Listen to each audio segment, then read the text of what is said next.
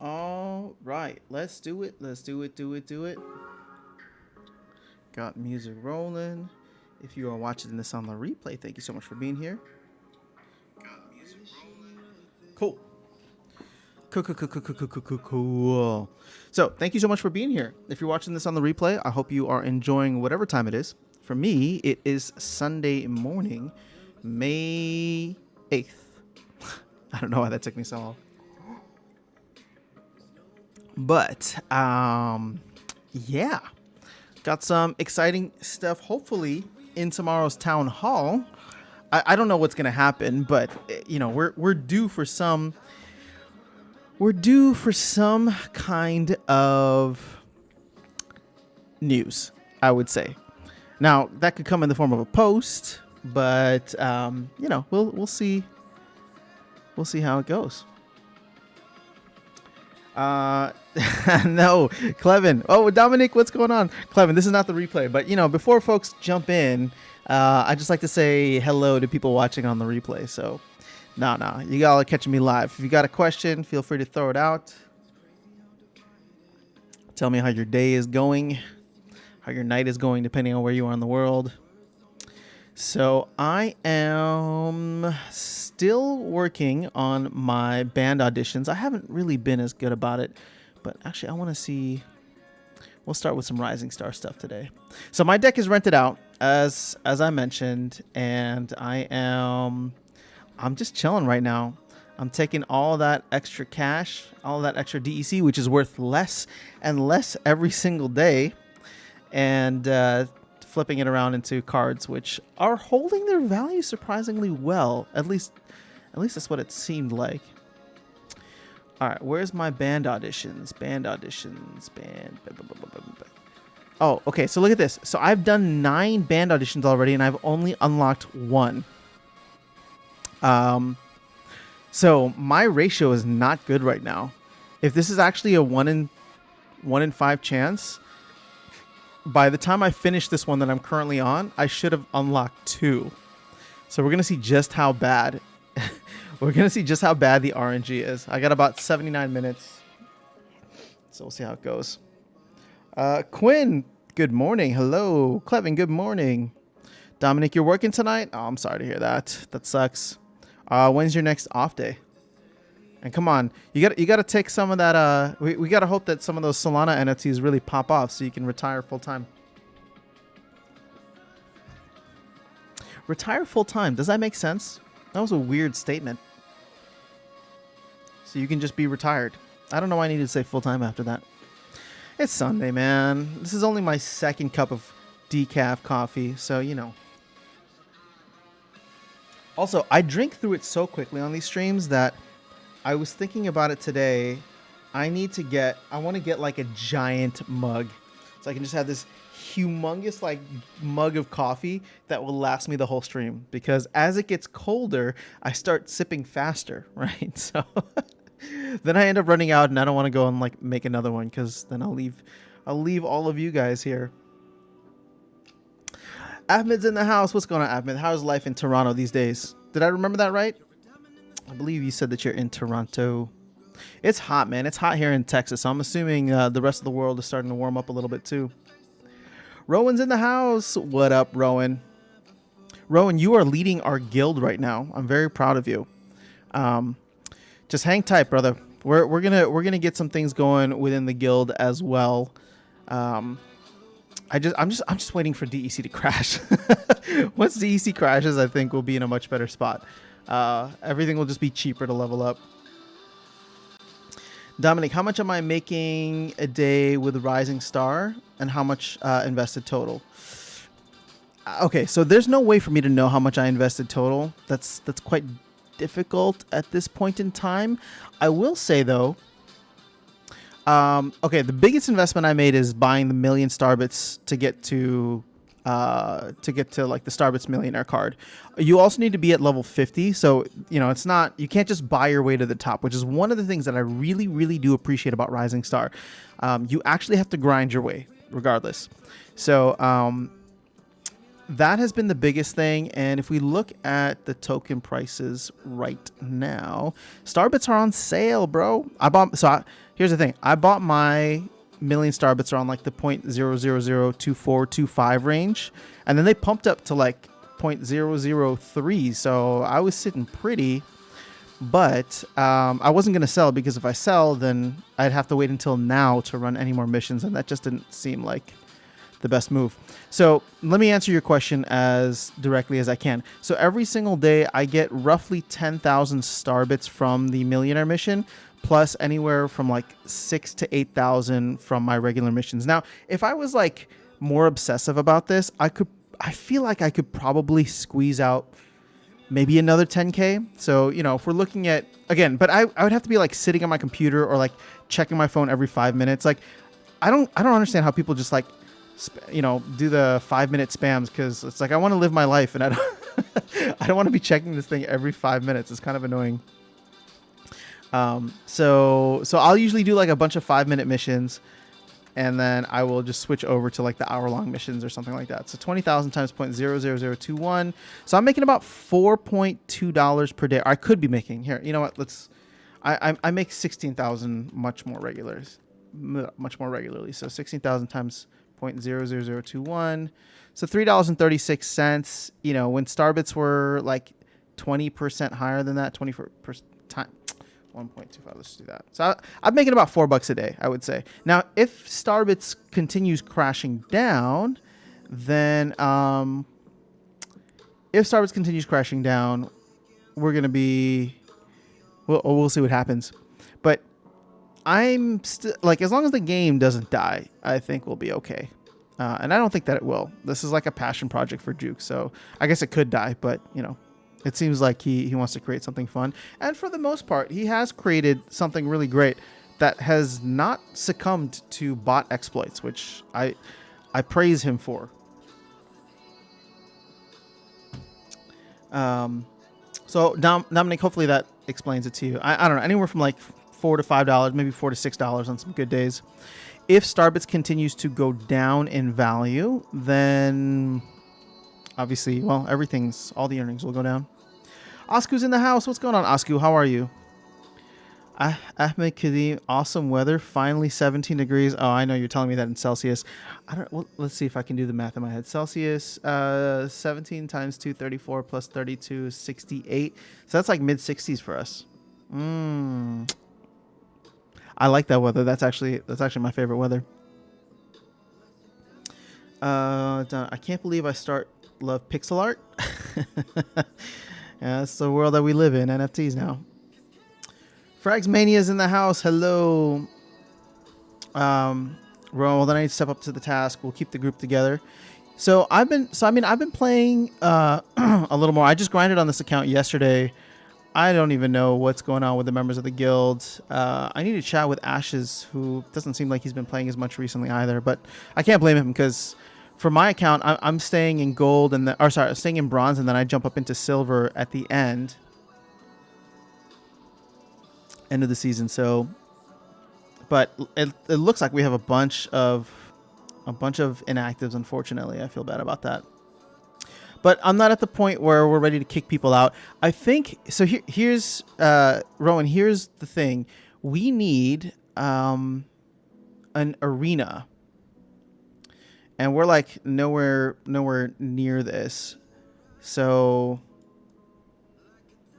but 10,000 DEC at its peg times 0.0001 is, oh no, 10,000. Oh wait, that's gonna be $10. Oh my gosh, see, that'll be perfect. So when DEC is back at its peg, I will throw down the 10,000 DEC.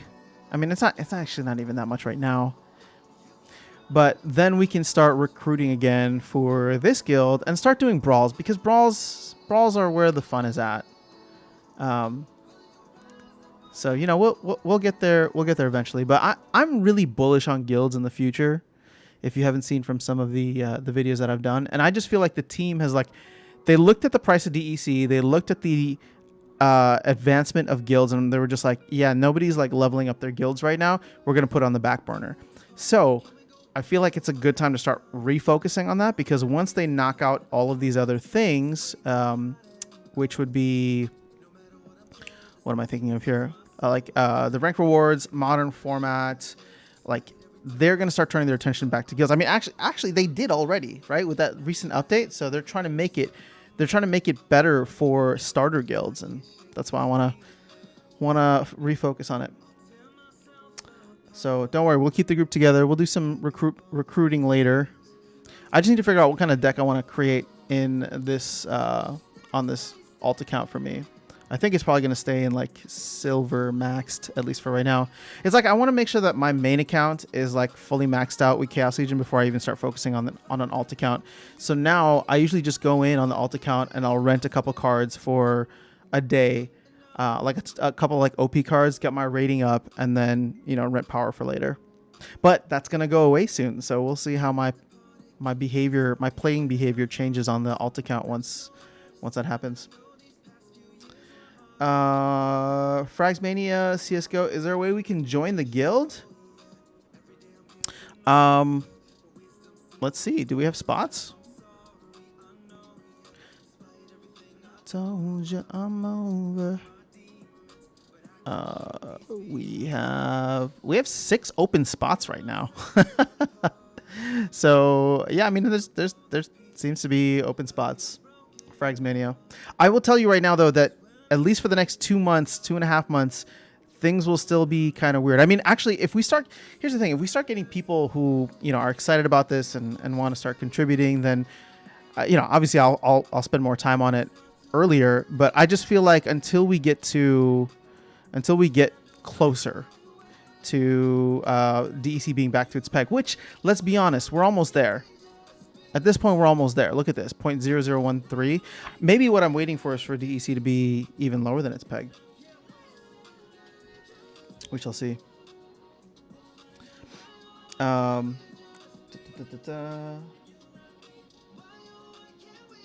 Feels like Rising Star is more profitable than Splinterlands right now. Dominic, it is.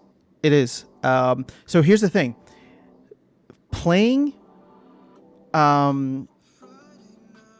Rising Star is more profitable than playing Splinterlands, because the investment you need to make into Rising Star to get things like the millionaire card or buying some of these different fans and whatever, I would say is significantly less to the earnings to playing ratio. Sorry, the investment to earnings ratio on Rising Star is a hell of a lot better than Splinterlands right now, which bothers me because obviously I think Splinterlands has a lot more long-term value, but it's just kind of where things are within the game right now. Could that change in the future? Potentially. But here's the thing. There's still better investment opportunities in Splinterlands. So for example, like, actually, you know what? I stand corrected because DEC is probably going to give you 200% APR right now. That's going to go on for a couple more months. Outside of that though, nothing else is really coming close. Whereas if you buy the Starbits Millionaire card, that's a 365% APR because you need to have 1 million Starbits, and every single day you do a 30-minute mission and you get 10,000 Starbits right there. So 10,000 times the 365 gives you 365% APR, which is phenomenal. The only thing that is difficult to trust about Rising Star is what the value long-term of Starbits will be, because I know, they've put in some burn mechanisms for Starbits, but and I say this with all due respect to Jukes, like, I mean, he said this himself. He's not thinking about tokenomics, right? So I think it's great that he's focusing on cutting down exploits, but I still get nervous about the economy, which is why I like not just Rising Star, actually for Splinterlands too. Like every single day or every single week, however, whenever it makes sense, I literally take a third of all my earnings and I cash out. And it's just like, I'll take the other 2/3 and I'll reinvest back in. But, all this stuff could potentially go to zero at some point, and then I don't want to be lost. I don't want to have, be stuck having lost everything. So as long as I feel like I'm pulling stuff out and realizing gains and then taking those Starbits and that DEC to go buy me some ice cream, then I'll be happy, even if everything crashes. Um, very good. Grinding silver leaderboards and silver bronze tournaments. Going really well. Awesome, Asku. I'm glad to hear that. You know, I hate playing in silver just because I'm so used to gold, but I'm going to need to get back on that. Well, now I'm excited. If we got people here that want to join the guild, I'm sure there's going to be many others if we can get our act together. We are ranked 1041 right now. Out of. Ugh, we're pretty low. But let's see. Good things that we have so far. I believe we have a level 2 town hall. Yes, so we have a level 2 town hall. We have a level 2 lodge. So joining, you'd automatically get that 2% DEC bonus on wins. So the next thing we need is just the arena. I mean, the barracks will come in time. But see, here's the issue, and I wonder if Ashes would agree next time I chat with him. But like, you know, we weren't charging anybody anything. Like, we were trying to make it so that it's free to join, and you know, you don't have to like. I don't know. Like, let me put it this way: there's better guilds to join out there. Mainly because if you remember, I had oh gosh, I need more coffee. I had Godzilla on, and he runs one of the Peak Monsters, and like, so Peak Monsters subsidizes their guilds. They pay for all the costs, and they don't charge anybody anything. But you go and you get the benefits, and all you have to do is play, right? Make sure that you're participating in the tournaments. So, not tournaments, the brawls. So yeah. Maybe what I do here is I get a gold foil deck. No, I don't know. Clevin SPS is down to. Oh yeah, I saw that. I think we're gonna be single digits for a while. Everybody thought we were ready to go back up. Actually, no, I take that back.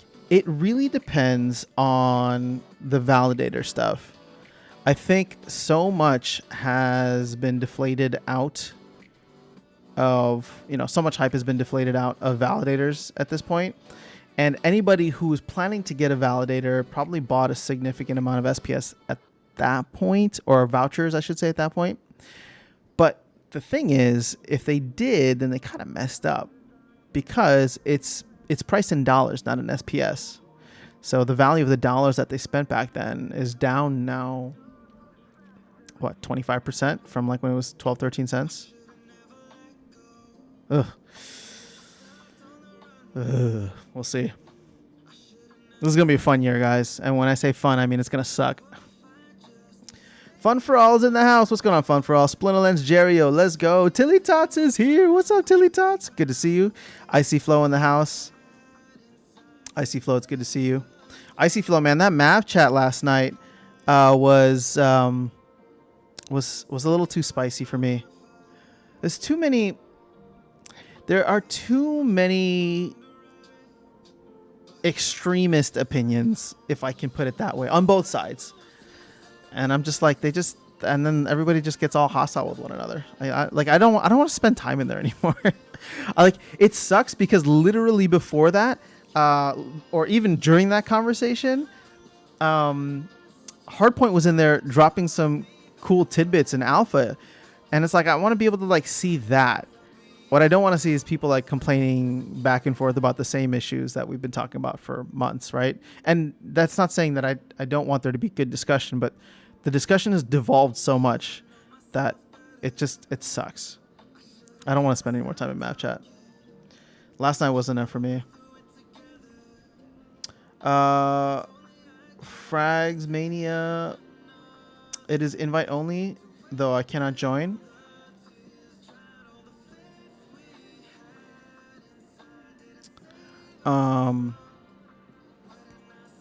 What is your IGN, Fragsmania?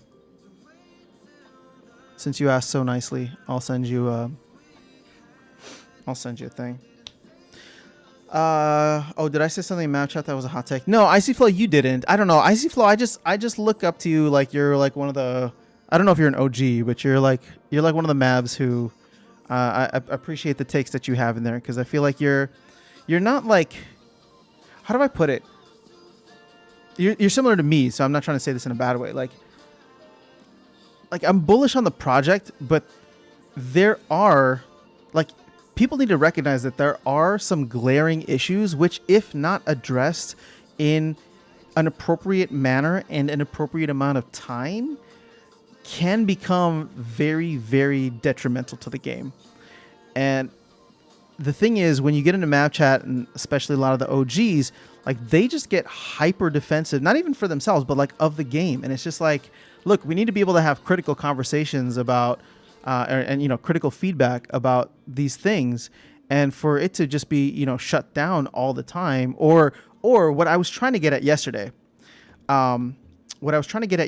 which I regret now, because the people that I was talking to, it ended up being a waste of time. It's like you're deflecting and using like a different kind of like defense here, right?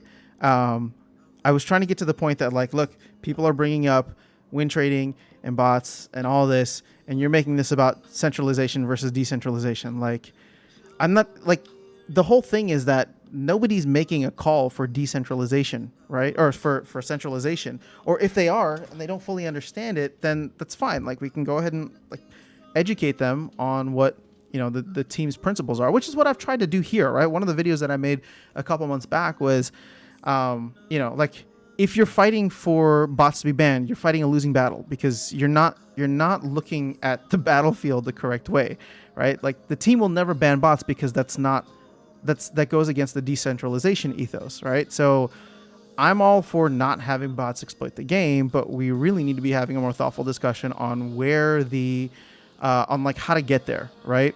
Whereas, like, people bring up, oh, bots are doing this or win trading this or whatever, and some of those people can be aggressive. So I'm not trying to take sides here, but it's just like, when that is met with an equal amount of aggression, defensive aggression, saying like, oh, well, you know, bots are, or like, you know, people don't get it because, you know, it's decentralization, so bots will always be around and blah, blah, blah, blah, blah. And I'm just like, you're missing the point. The point is that there's an exploit here that should be looked at, right? At least it's warranting, you know, the team's attention to be looked at. And now you're coming in and like literally name calling and trying to virtue signal how like crypto savvy you are, because of the fact that, you know, like, you're a pure crypto whatever. It's just annoying, because I feel like the conversation devolves so quickly, and the whole point of Mav Chat is to be able to bring these things to the team. So I don't know. It's just a frustration of mine. But that being said, I do believe that the team is aware of it and having internal discussions. I'm not privy to like any of that, so I'm not trying to like leak any information here. I'm just saying that I wouldn't be surprised if a lot of these things are already being looked at. MJ1901, thanks in advance. All right, I'll send you an invite now. Oh, wait.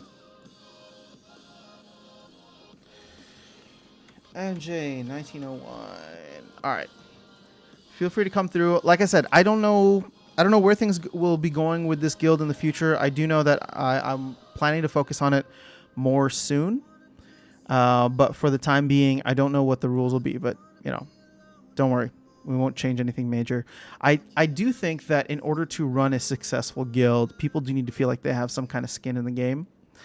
And so, like, having people who are contributing regularly to get whatever benefits, I think, is not out of the question anymore, whereas it was early on.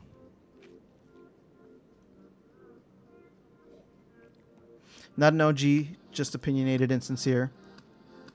Well, I admire that. Map chat is a loop of complaints. Every 4 weeks, the same thing comes up over and over. But see, I think that's what Gank has been getting at, right? Like, every 4 weeks, we're having the same conversation. And, like, his whole thing is, like, 2020 hasn't changed. This has been an exploit for all of 2020. Like, bots either win trading or draining the pool or both. And we just haven't gotten anything. Now, in defense of the team, they have put out a couple things which, you know, like blinding who your opponent is before the match starts. And I do think that the team is looking at the rank rewards to really address some of the like the core issues of like the bots draining the pool. But yeah, I don't know. I mean, it remains to be seen. So hopefully we get that sooner rather than later. I'm not trying to paint things too negative over here. Who's buying SPS though? That's my question. We got 20 people in the chat. I'm just curious. With SPS being single digits now, who took outside money and went and bought some SPS? Because my thought is there's not many people. Because I'll tell you right now, I'm not buying SPS, not with outside money. I'm just converting. It's just like converting assets around back and forth in the game. Clevin bots are fine. Bot farms are bad. Farms suck value. Yeah, I think that's a legitimate argument. But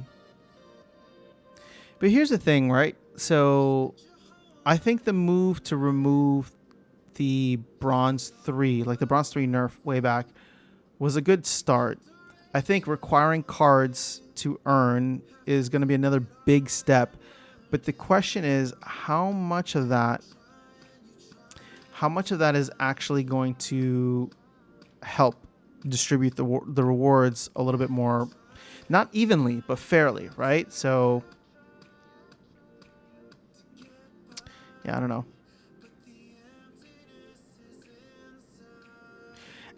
Let me put it this way. Like, whales are going to dominate any project that they come into. So I'm not upset about that.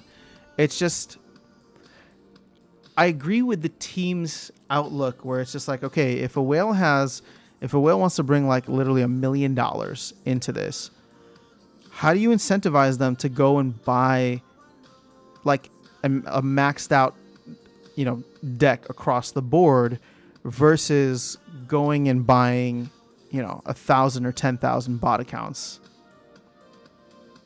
and then feeding those bot accounts with cards? And part of me is scared that the answer is that you can't. Because what's the most precious resource that we all have? It's time. So you'll never be able to like tell someone, well, put all your eggs in one basket and then you get all the rewards by, putting time and energy into the game. Which, if people love the game, they will. But you still got to eat, sleep, and poop, right? So you're not going to get a full 24 hours in, whereas a bot would be able to. I don't know what the solution is, but I don't envy the people having to think up of one. I just want them to do it. I just want them to do it and do it fast.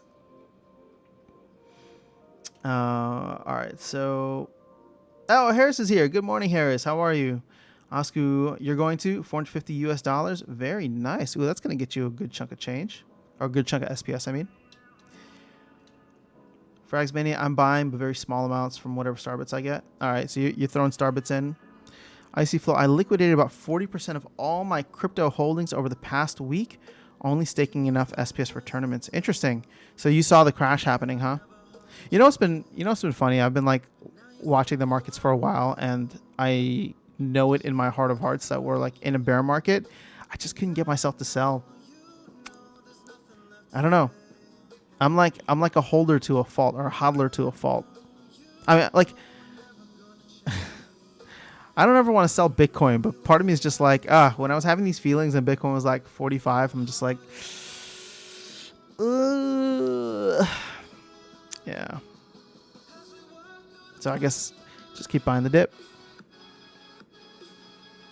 I gotta say, and again, none of this is financial advice, but I'm really appreciating the 20% on HBD right now, the high back dollar, the stable coin.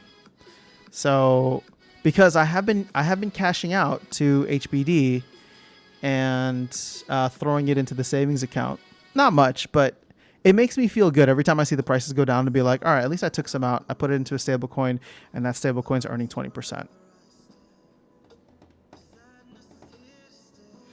Rowan, you're also not buying. Think about it though.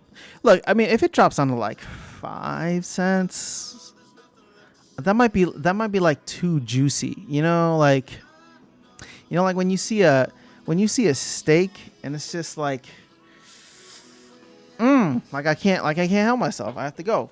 All right. That's a terrible analogy. Sorry for all the vegetarians out there, but I do enjoy my steak. Tilly Tots, Tales from the Cryptomancer did a good video about bot farms with some good insight. Tilly Tots, I will tell you this. Tales from the Cryptomancer has been putting out some fire content lately. Really appreciate having him as a creator in the space. Because, yeah, I mean, like him, Gank, like all the people who are like taking the time to really dig through all the data, find where the exploits are happening. I think we owe them we owe them for like getting down and dirty. You know what I mean? Because somebody's got to do it.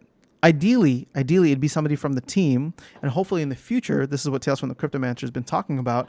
That there's somebody in the team that's looking into all these and trying to catch them before they even start. But I don't know that we're there yet. Harris, not buying SPS, just converting assets to. And I'm not taking SPS out either. Yeah, I mean, this is not the time to be selling SPS, that's for sure. I'm just continuing to sell my vouchers every single day. Buy more SPS. I'll take some of the DEC rental income, buy some more SPS. But see, all of that's going down kind of proportionately, right? Like voucher prices come down, DEC prices come down, and then I go and buy SPS, which prices have also come down. So it's, I guess, just a weird vicious circle. Spike Coon, what's going on? Hello. Time to DCA. It's not a bad idea.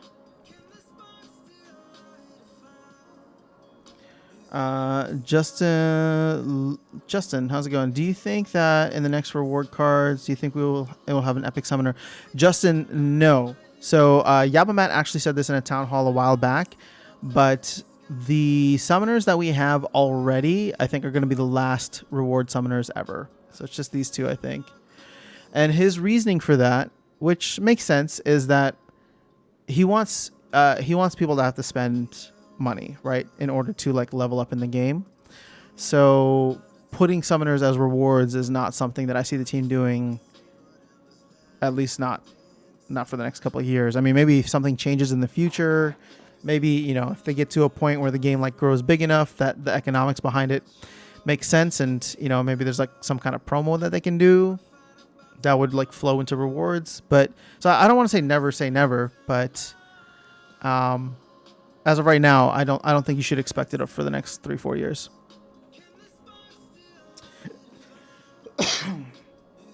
I see flow. LOL. Yeah, my brother, who knows nothing about crypto, told me Bitcoin is supposed to skyrocket a week ago. I took that as a sign to sell. Yeah, I think I told the story a while back, but in October, in October, I had a friend call me, or September, October, whenever Shiba Inu like popped, and I had a friend like call me up, and he's just like, yo, he's like, I just sold all my Dogecoin, I just sold all my SafeMoon, and I'm going, I went all in on Shiba. This thing's gonna go crazy, man. You need to get in right now. And I felt good because I was just like, bro, I was like, I bought in Shiba in July when everything was down, and I'm up 6-7x or whatever. I put like $100. That's not much, but I was like, I'm up 6-7x right now, and the fact that you're calling me to tell me to go all in on this means I need to sell. So I sold, and it's funny because I just talked to him on the phone last night, and I wasn't trying to be a dick about it. I was just like, so how's Shiba doing, Shiba Inu? And he's like, yeah, it's down, but I'm just dollar cost averaging in. I'm like, okay, well, that's at least what you should be doing, because I don't think it's gonna go anywhere. I think we just gotta wait for the next bull run. Look, it's still top 15. That's insanity. So yeah, anytime, as ICFlow said, anytime somebody who doesn't know anything about crypto starts reaching out, then it's time to sell. ApeCoin top 50. Look at that.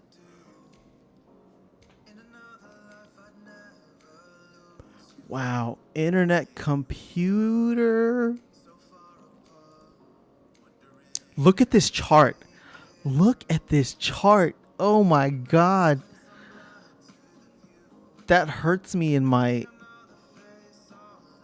Yeah, that hurts me exactly where you think I was going to go with that. From 461 down to $12.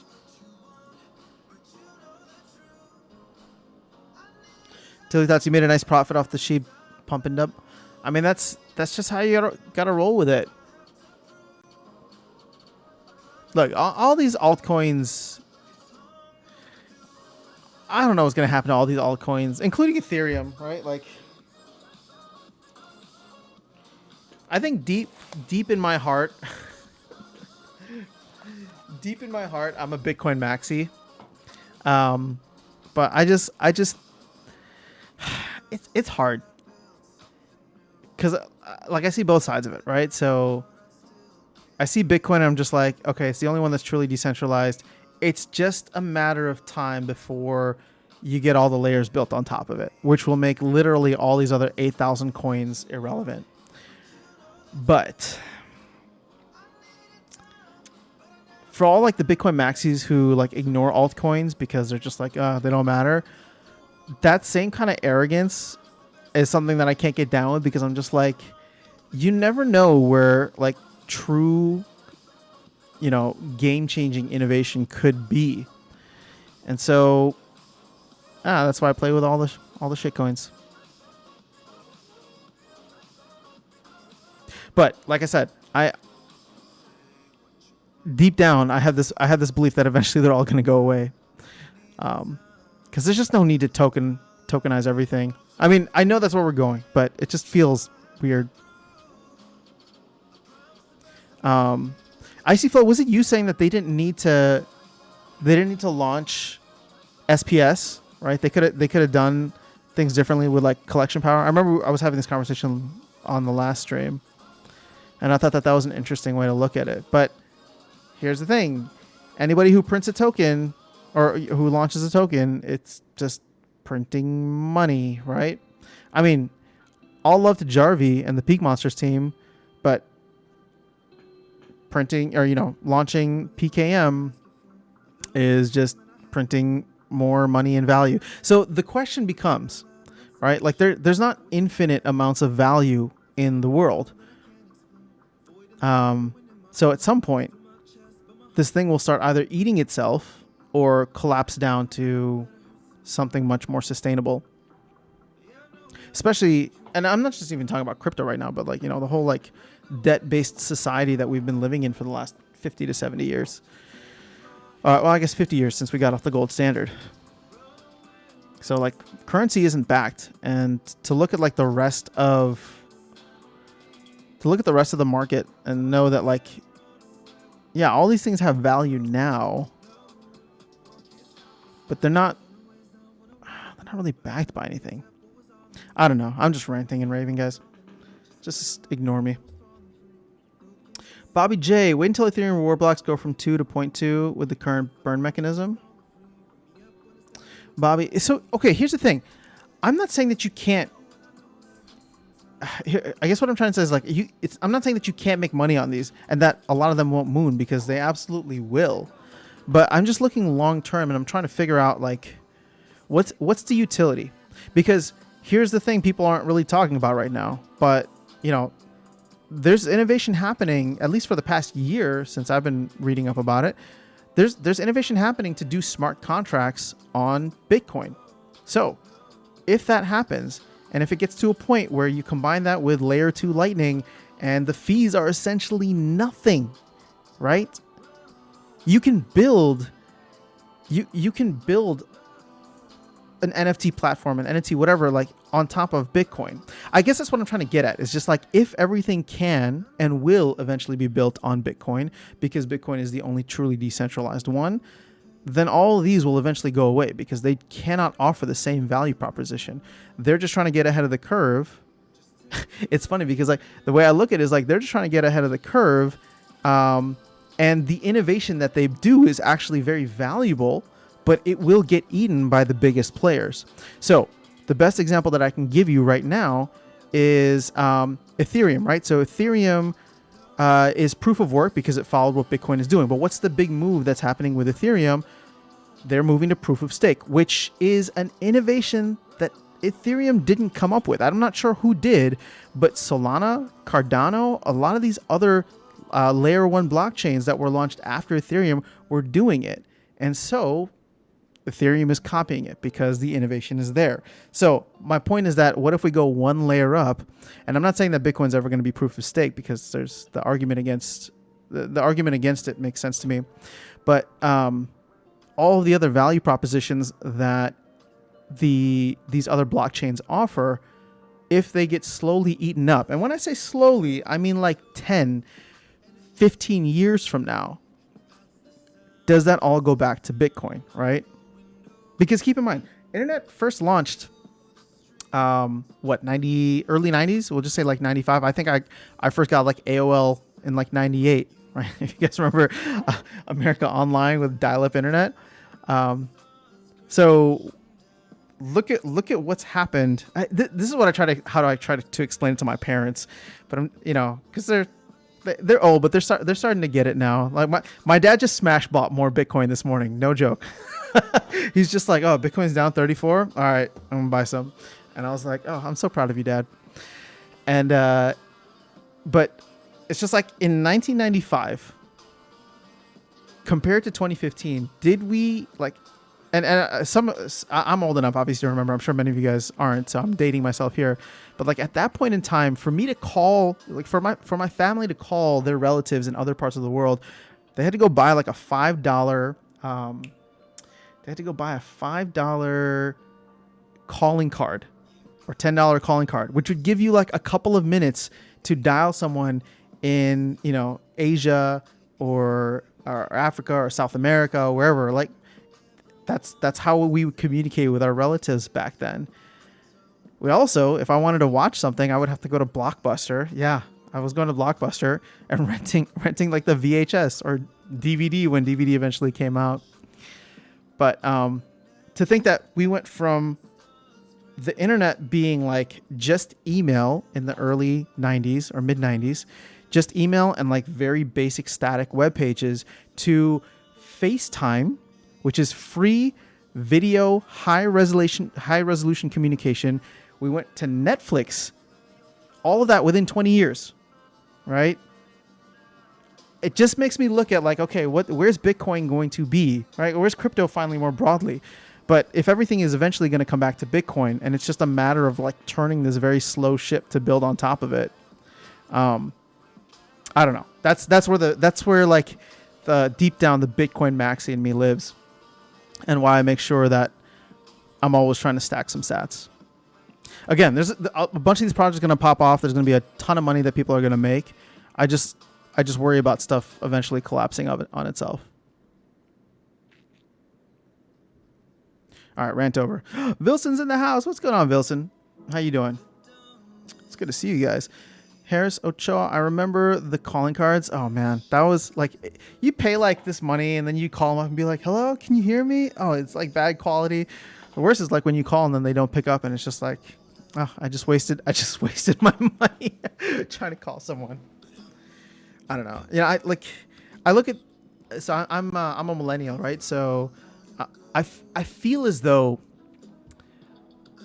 and of course I'm biased, right? But I feel as though being a millennial, I lived through, like I'm one of the luckiest generations, right? And I'm saying that genuinely. I'm not trying to downplay on other generations, but it's just like, I look at my parents and who are boomers, right? And it's just like, they lived through some crazy stuff, right? Like my dad used to get, like telegraphs back in the day. Like that's how he would communicate with his family, like early on overseas. But it's just like for him to like live through that, like early 50s to, where it is now, like technology has gotten amazing. And he's just obviously entering into his senior citizen, or he's in his senior citizen age, and he can't like take full advantage of it, right? Gen X might be similar, but like, I have cousins who are older than me and it's like they get the technology, but again, they're also older.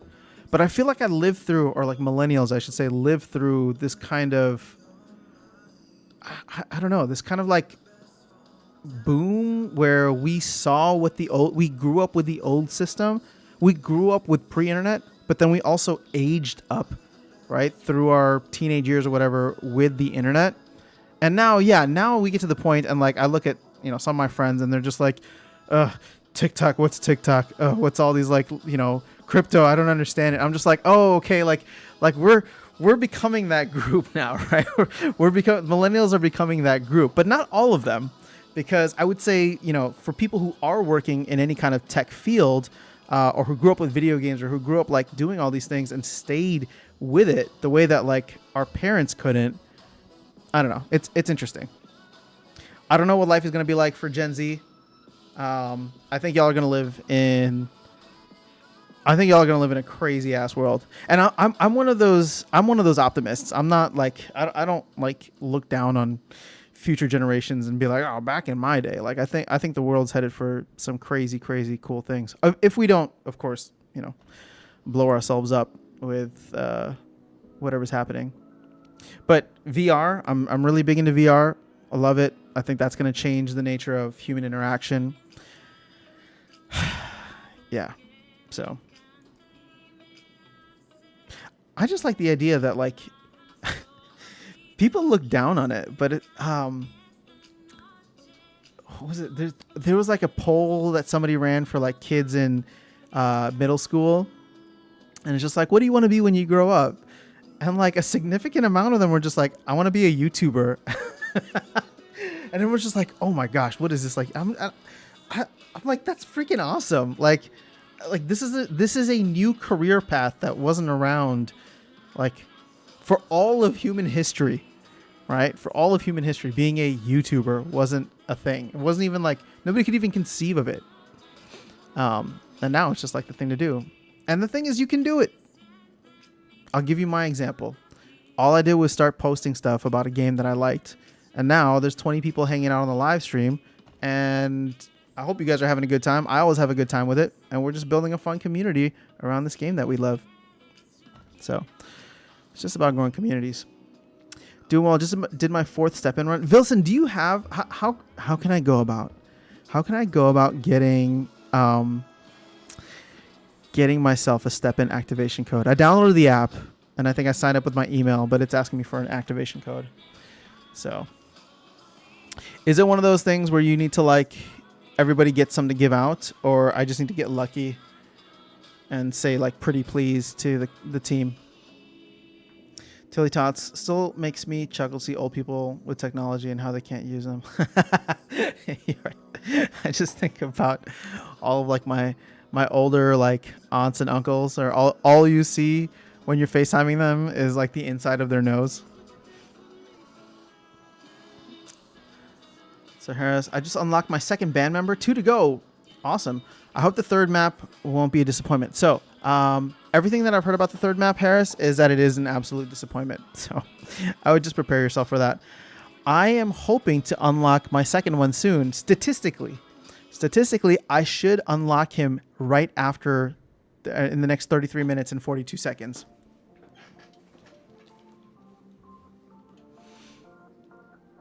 Because that'll be 10 total missions at that point. But, the world doesn't work perfectly, so.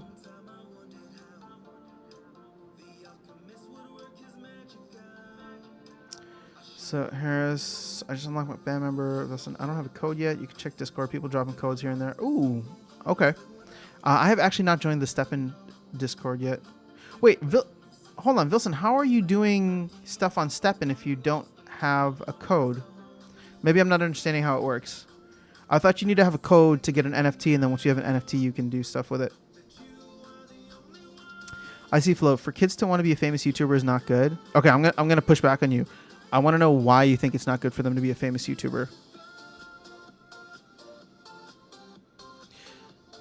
And my reasoning for this, just to start the conversation, is that being a famous YouTuber is the same thing as being a famous rock star or movie star was for us when we were growing up. Like most people aren't going to do it. Like, yeah, they want to be it, right? Because that's where like celebrity culture has evolved to, but most won't actually get there. The thing is though, for the kids that do end up trying it and have the talent and the drive, they can achieve success. And the best part is they can do it without gatekeepers, right? So I actually look at it as a net positive, because if you were in the 50s, 60s, somebody trying to make it in the music industry or movie and film industry, there were a bunch of hurdles you had to jump through. If you were female, if you were a person of color, if you were overweight or not good looking, you might never get your big break, right?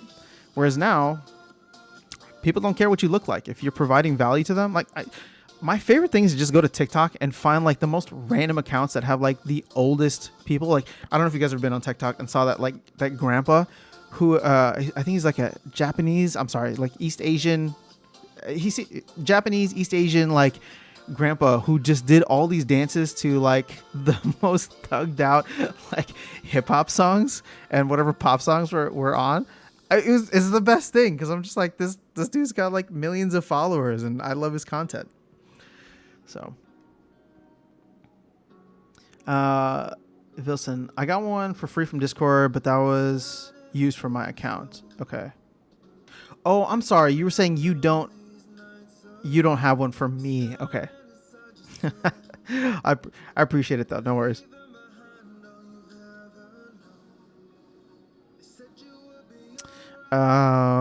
I got from Discord. Okay, from there, I might get airdrop codes to give out after using the app for a while, so I can get to others. Well, I hope you'll think about me if you get that, because I do want to check out Steppen. It seems interesting. And the thing is, there's something on Hive called Act Fit, which I feel like does the same thing or is similar, but I haven't gotten any. I haven't dug into it further, so maybe I'll take a look at that.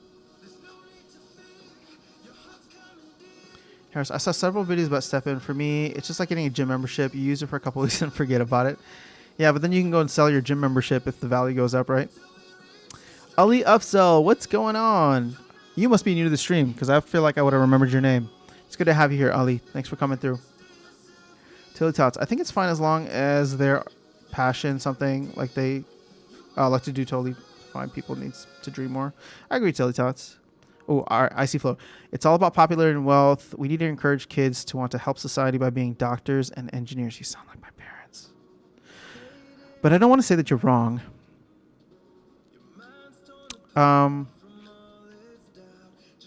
We definitely need builders.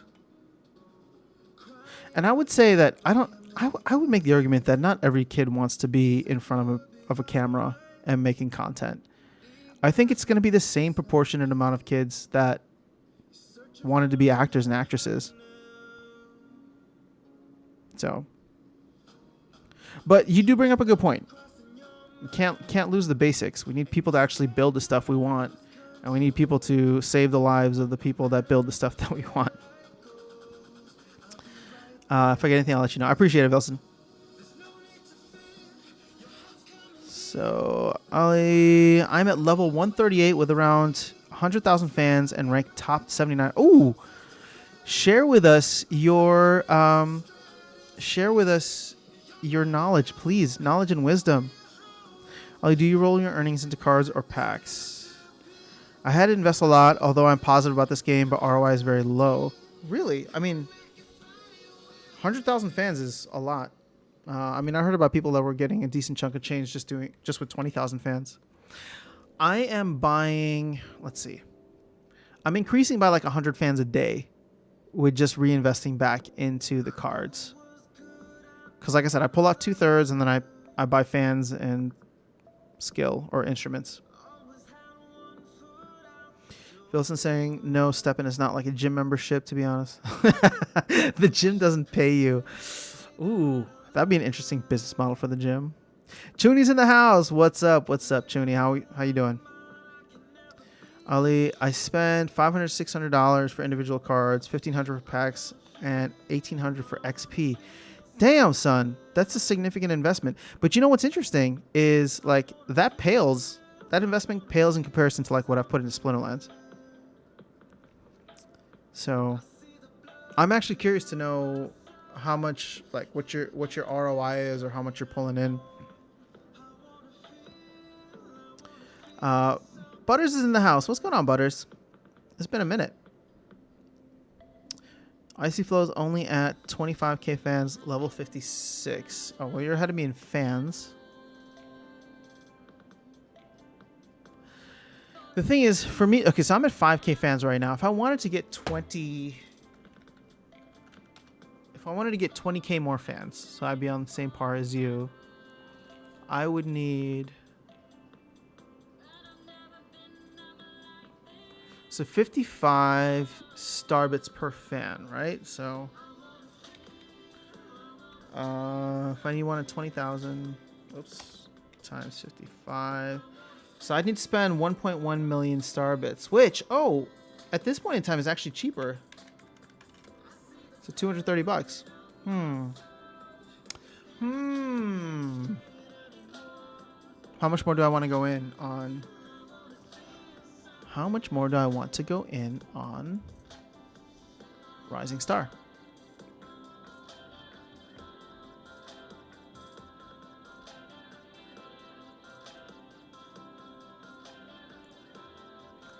So, something that I will share with you guys is I've started doing more of like a rental account, and I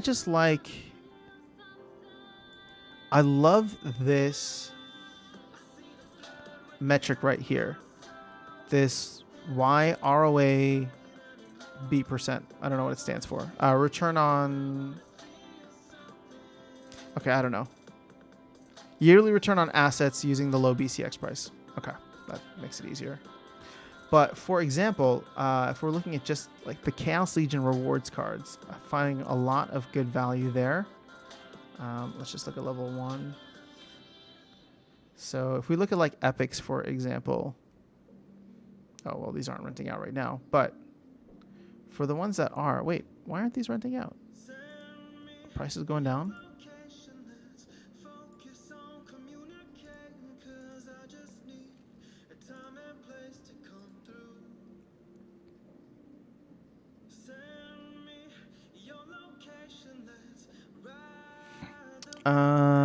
Yeah, that doesn't make any sense.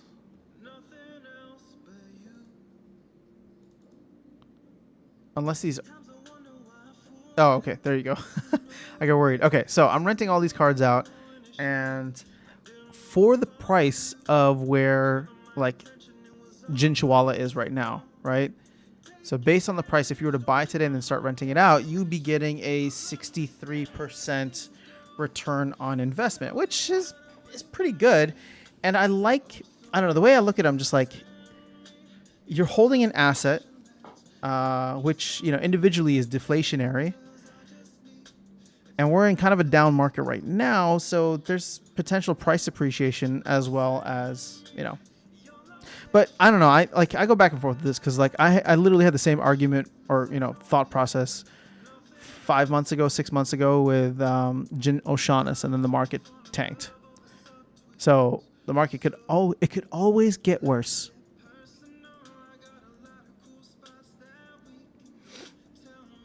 Oh my gosh, Chuni, thank you so much for remembering. I totally forgot. I meant to talk about it the entire stream today. Guys, there is a tournament here. I posted about it. We got 57 people in. It is a private event. It is just for you guys, okay? Just for you guys. Because last time we had too many randoms jump in. So it is a private event. It is Chaos Legion only. Bronze level. So hopefully it's like more of an even playing field. 1 DEC to enter. You got to go to private events. And Darkest Night is delegating out 6 teams. So the top 6 people. I don't know which team you're going to get. I don't know how we're going to do it. But you're going to get maxed out teams for each splinter. You're only going to get 1. But hopefully, you know, if you're playing in like Silver 2 right now, this helps you get to Silver 3 or Silver 1. Or if you're playing in Silver 1, this helps you get to Gold 3, you know. So he's been awesome in terms of just offering up his cards to help people out. So top 6 win. There's going to be way less people in this tournament, but we already have a good amount. Now, It's a private event, so the password is Blight, all lowercase, just like Dr. Blight, but only Blight, BLIGHT. So it's going to ask you for a password when you try to join. This is just for you guys. Don't tell anybody else. Shh. All right, Chuny, win trading in bot farm is definitely affecting the Mavs. I think the team's hand will be forced to address more directly. I mean, I hope so. This has been, and again, I'm not saying that I want, bots to be banned, because I don't think that that's the way to go, and I think that will create a whole other slew of problems. But I want there to be a more thoughtful approach, and for us to be brought into like how this is being looked at by the team as well as acted on. I mean, right now I'm earning 30,000 starbits daily, sometimes 35,000, which is good, but I expected more. Yep. 30,000 starbits isn't bad, but I agree with you. Well, especially because the value of starbits has gone down like 33%. Because I remember when this thing was over 0.003, and now we're closing in on 0.002. But, a starbit is always a starbit. So if you're buying more stuff with it, then it's not a bad time to keep compounding back in. Everyone is renting their decks, and that ROA is going down. Plus you get the airdrop. Yeah. Do you think it's bots renting most of the cards? They're doing sale, leaseback transactions. Makes you think people should be buying to rent. I definitely think that there's a lot of bots that are just renting enough for power. And I'm not going to dig through the data like Tales from the Cryptomancer. I'll let him handle that because he's way better at it. But, when I look at like a lot of the cards that I'm renting out, for example, for rent.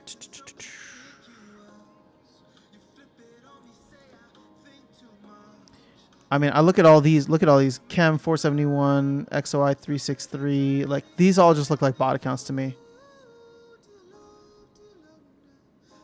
SOC 480, SOC 479, 469. Like, yeah, these are all bot accounts. So I don't know what happens after the rewards rework and if these bots decide to stick around, because who is it? Tales from the Cryptomancer saying that the rental market might collapse.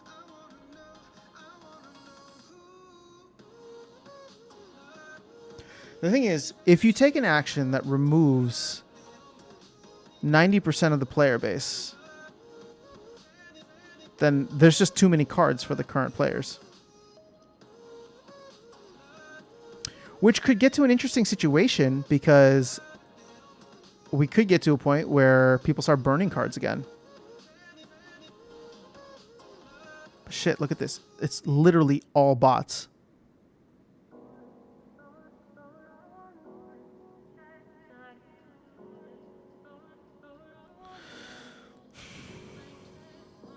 So I don't know.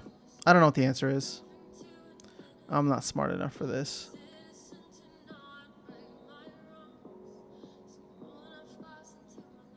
Even these are bots. Look at this. Holy crap. I wonder... actually, it's all the same. No. Look at this. 208... Oh, no. This is 2 million. I was like, maybe this is 2 million bots right here. Look at the way the numbers line up. But I'm like, we only have 400,000 daily active players. So unless that one is not correct.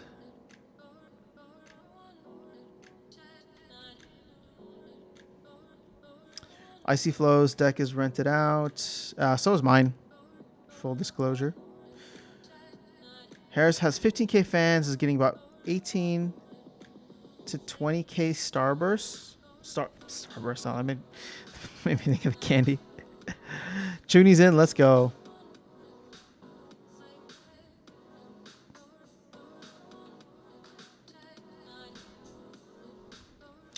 I feel like you're getting a really awesome ROI, Harris.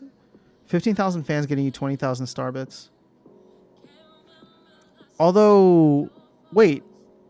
I'm getting 15,000, or I'm getting like 16,000 star bits a day with 5,000 fans. So I feel like you're not being as efficient as you can be. Just FYI. I see flow seems renting out only one income. Ollie's talking to Harris. See, Ollie and Harris, I think the thing with this Starbits here is like the more money you invest, you don't get a proportional return from it. I feel like the marginal benefit, or there's a marginal benefit only. You know what I mean? Like after a certain while, just starts to go down significantly. Icy Floor wants a break from playing. It's not about the money. Brian Woo, why don't you combine your rewards cards before renting out? It gives a much better ROI. Does it really? I haven't checked that, but you're making me curious now.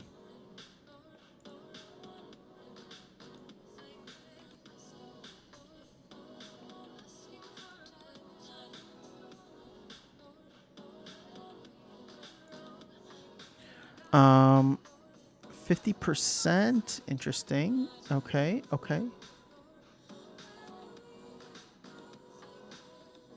Yeah, you're right.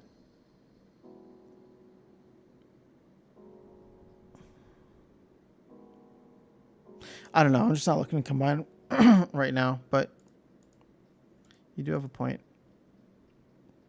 Seeing 70% here. I mean, that's the thing. Like, I look at this and I'm just like, maybe should be buying like a ton of cards right now. But I don't know. Part of me is just, I get scared too because the market, like I said, it can always get worse. So it's like things look awesome right now, even though everything else is down, but it could always get worse. But thanks for the tip, Brian. I see. I'm similar to you. Like I'm renting out my deck. So here, let's look at this. Especially with DEC collapsing as it has. Come on, give me something good. So my deck, just renting out my deck, I'm getting what, 1,100 DEC per day. 0.0013. I mean, I'm making $1.43. It's not gonna help me retire tomorrow, but I think I wanted to take a break from playing because the rewards were just awful. Like every time I completed my daily quest, and I wanted to earn more also to buy the other rewards cards and max those out. So I'm almost there. I have the legendaries. I think I'm almost done with the epic. So it's just the.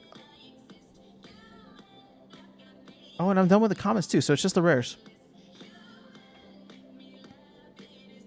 Harris, I agree. I was expecting 100K fans would increase it more. Chuni, well, the win trading at its current level, no point in trying for a leaderboard. In fact, it has no credibility anyway. Gosh, it sucks. Leaderboard used to be one of the fun things people used to do. Now bots are just taking it over. Did you have a chance to watch Cryptomancer video about bots? He filtered 5 bot farms that have... I've watched the last 2 videos, I think, from Cryptomancer. He filtered 5 bot farms that have about 30,000 accounts. All right, guys. So let me share something with you. I made an analysis video a while back based on the amount of packs that were purchased by, X amount of accounts, that the real player base is roughly, 30,000, 40,000 accounts. I mean, I don't think we're too far off from that. And I wouldn't be surprised if it's actually less than that now. And what I mean by that is there might have been people in January who bought some packs, and 4 months later, they don't really feel like playing the game anymore. So that number is actually old, which means the people who are still here and kicking and, waiting for something to happen could be significantly less. And my concern, I don't want to say it's a fear, but concern is if the rewards rework washes bots away, which I'm starting to think that it won't. But if it did, and all of a sudden we found out that there's like really only a couple thousand humans who play this game, I think that would devastate many people. But yeah, I mean, I don't know. Bobby J, I ran 330k power and play at Silver 3. That's a lot of power. You don't need that much for Silver 3. Playing doesn't even compare?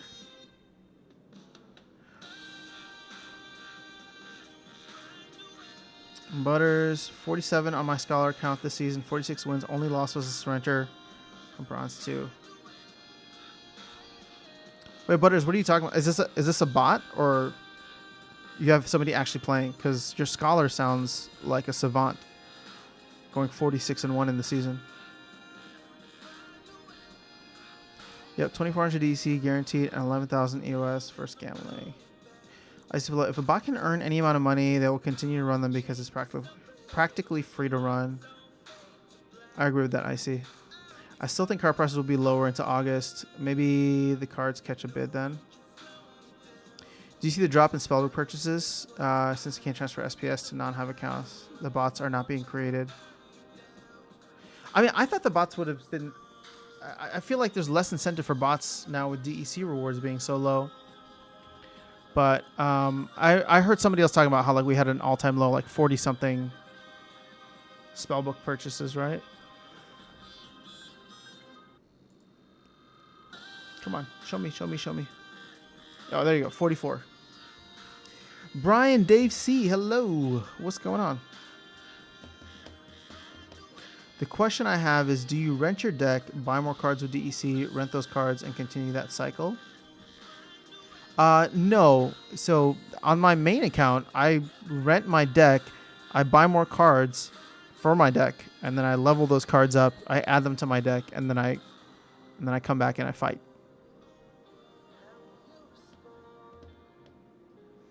That's me playing. Oh, damn, Butters. Nice flex. A little bait and switch on the whole Scholar account. Damn, Butters. I don't want to go up against you. Oh, speaking of which, I need to exit out of my own tournament, so I'm going to leave this. Yes, give me my 1 DEC back. Because I don't plan on playing. I don't think it'd be fair for me to play. Because I don't want to win. And if I just throw my accounts, then anybody who's in my group is, or throw my games, then anybody who's in my group is gonna get an easy win. That's just not fair. Wilson, by the way, putting half of the 7 games in SPS once I get to level 9 and start taking money out. All right, everybody's just grinding, man. I love it. This is really like, or these conversations with you guys are like the highlights of my week, because I feel like everybody here is similar mindsets. I mean, we're all coming from different places. We all have different goals, but everyone's just trying to hustle. We're just trying to like figure out how to get some sweet returns. Just Dave. Okay, Dave, I will do my best to remember that. But you got a little extra before your name. But it's good to see you again, Dave. Now, are there times when Bri is there too? Because I'm never going to know if it's just Dave or if both Bri and Dave are there. Or sometimes if Bri is there, I might call them Dave. Thanks. I let time expire on the surrender. I'm putting out a video tomorrow. There we go, Butters. Guys, if you're not following Butters, make sure you check him out. Another content creator here. I'm 25k CP away from gold 1. This is the other frustrating thing.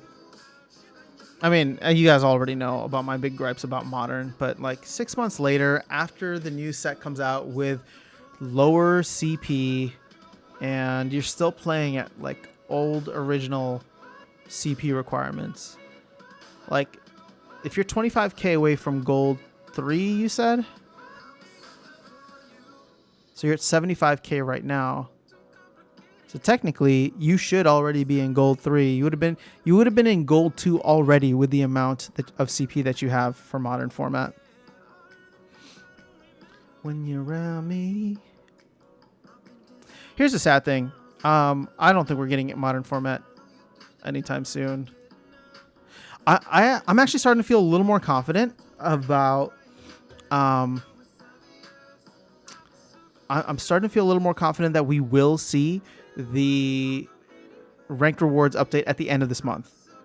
They were saying yesterday, or Hardpoint was saying yesterday, that Matt is working on a post and we should see one.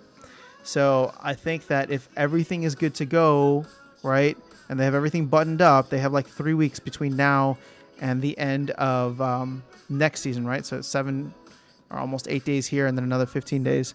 So there's like no reason, if they have everything ready, that we shouldn't get it by the end of the month. But I don't know when node sales are going to happen, because that's not going to happen like the week before or week after. So I just don't see Modern until July. But God, I hope we get it in June.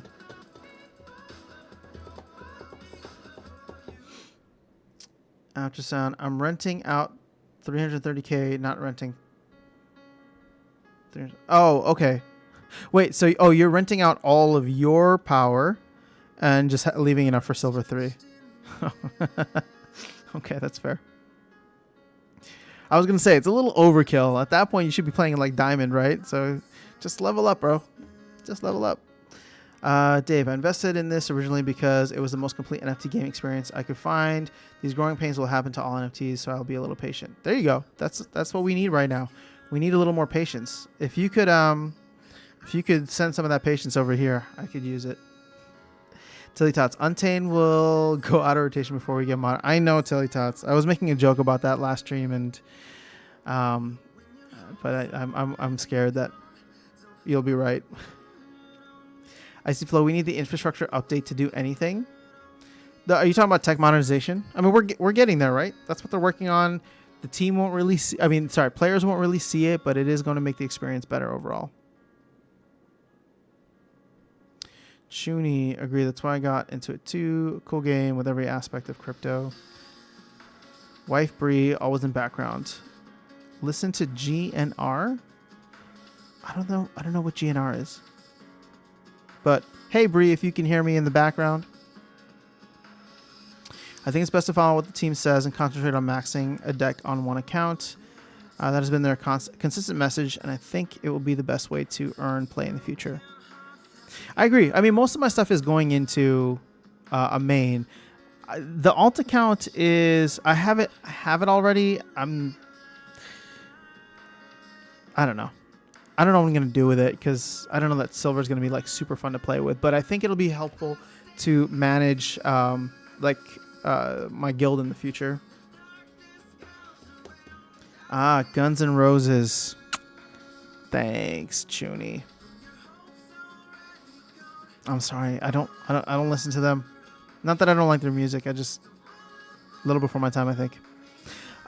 Recent land stream with Yabamat the other day suggests land phase 2 is actually phase 1 on the roadmap.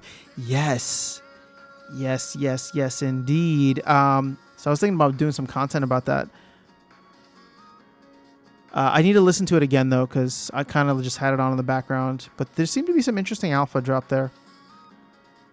Icy Flow, yes, that will allow the team to update the game faster and improve everything.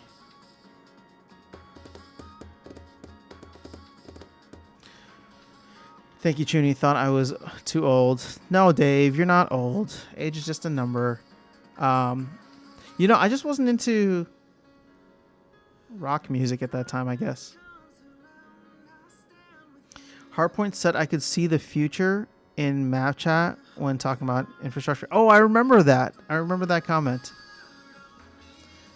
I mean, I think he was just happy that you understood that all these updates are going to need like a whole infrastructure change.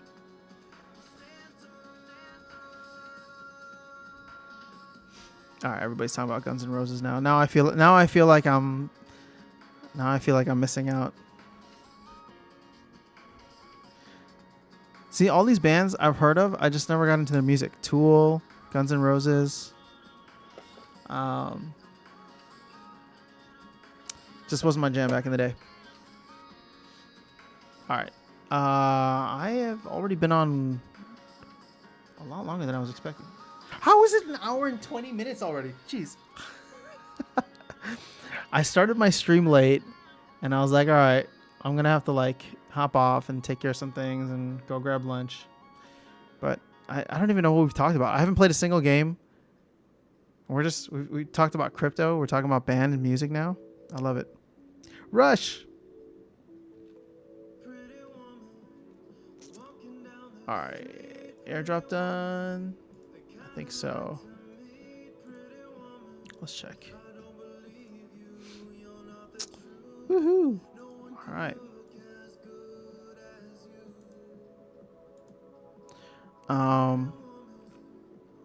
The biggest takeaway from map chat for me was Arrow saying the real meta is trying to maximize earnings and portfolio.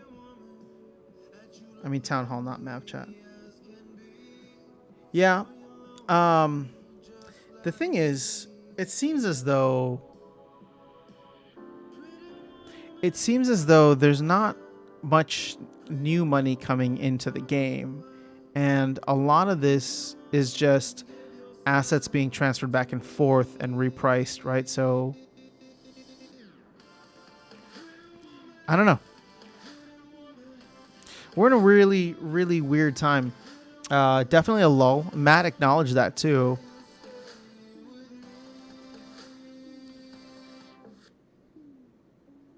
I just don't know when the next like big boom will be. I keep calling out, like, the conservative part of me says like we're not going to see anything until 2024, 2025 with the next bull run.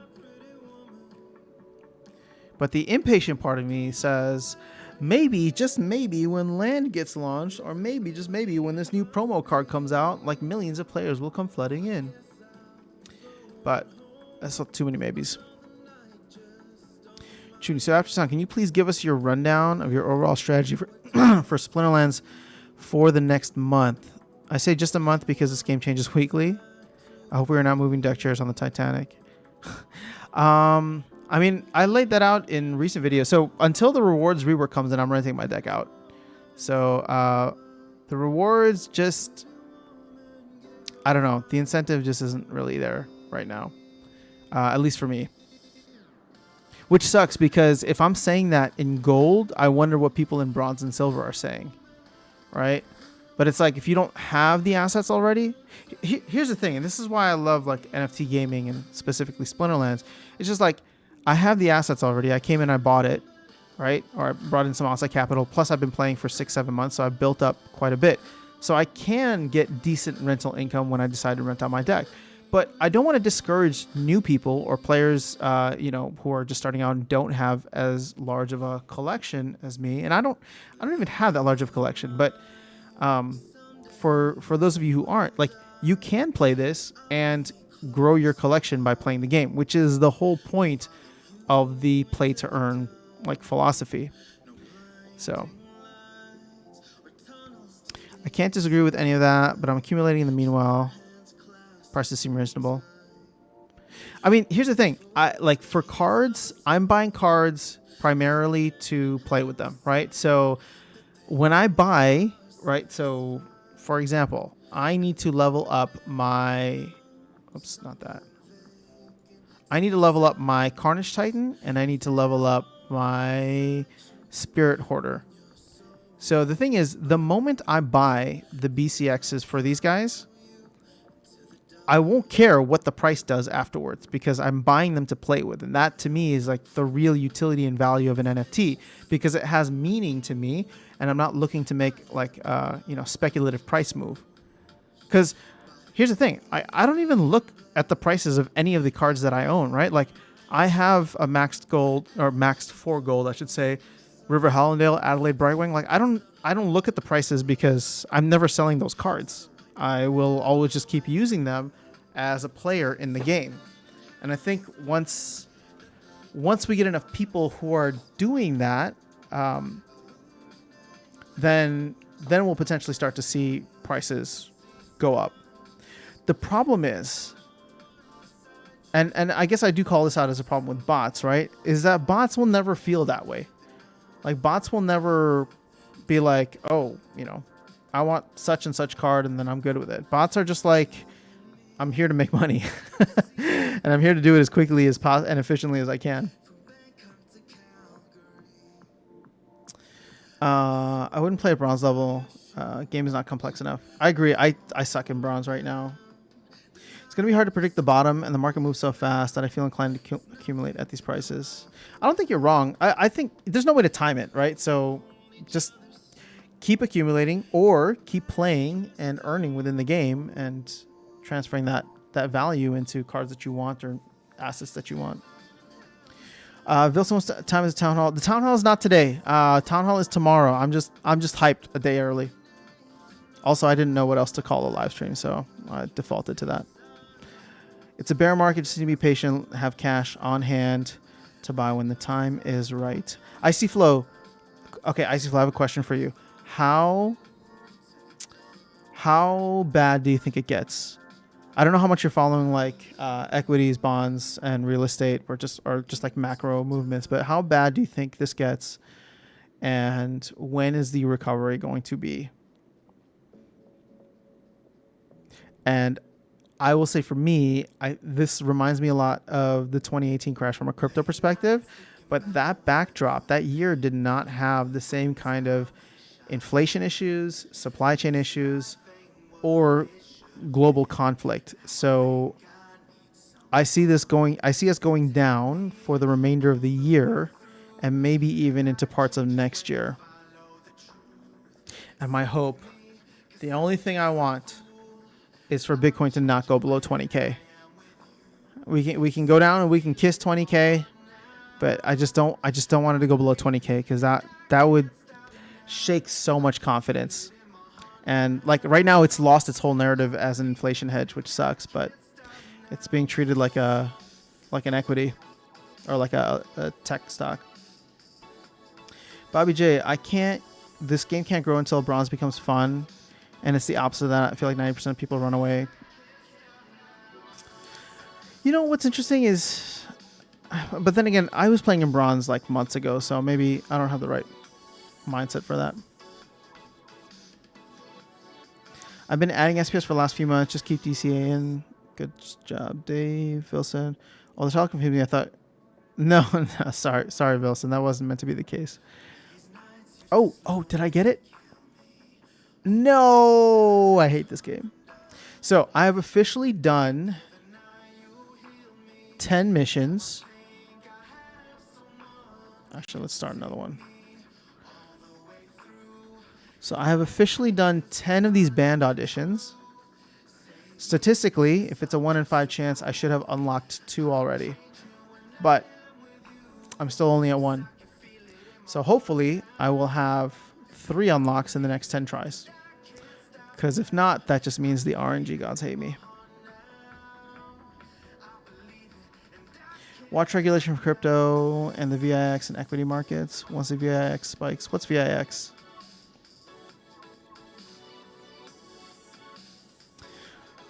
Once equity markets turn, BTC turns.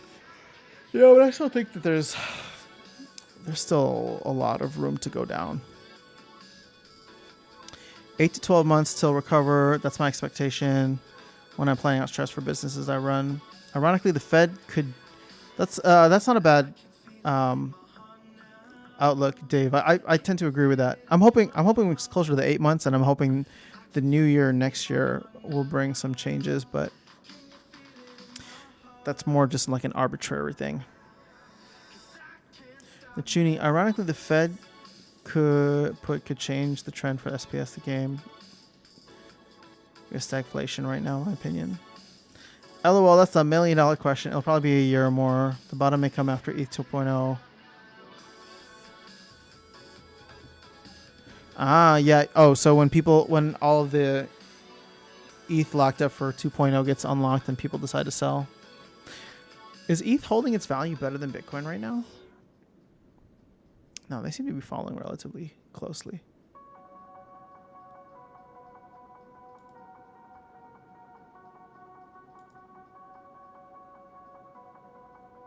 I mean, when you look at it like that, it doesn't look too bad.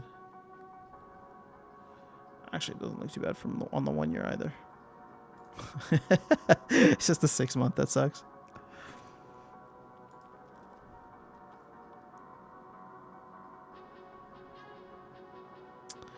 That's funny. All right. Volatility index. Thanks, Junie. The stagflation hopefully won't occur, but we are nowhere near it right now. All right, guys. I'm getting hungry. It is lunchtime. I finished my coffee a long time ago. So I'm going to head out. This was fun as usual. Next live stream should be Tuesday, should be Tuesday, May 10th. So I will catch up with you guys then. Go ahead, for anybody who wants just a little DEC, just a little token of appreciation for closing out the stream. You can throw your in-game username in to the chat. Just put the little @ symbol so I can easily identify it. But as always, I streamed for a lot longer than I was expecting to because I love the conversation here. So I appreciate you guys more than you know. Thank you for being here. There'll be content coming out, obviously, with the town hall tomorrow. So keep an eye out for that if you miss me.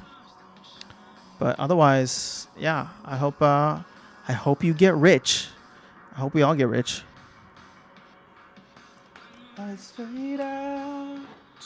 Yeah, I just got a bunch of other things I need to get to today.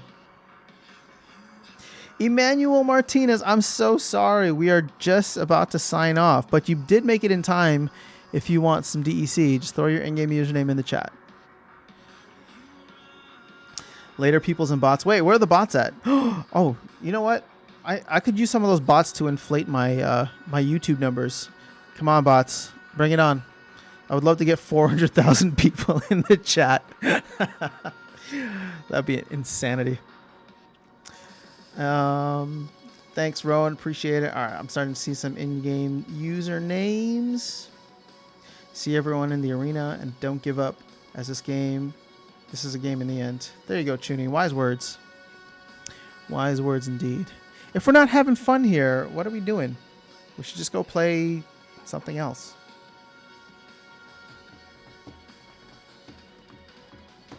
All right, cool.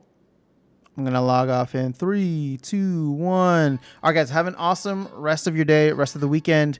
If it's already Monday for you, or actually it doesn't matter if it's Monday or not, but I hope you guys have a great week and it's not too crazy. Take care. Peace.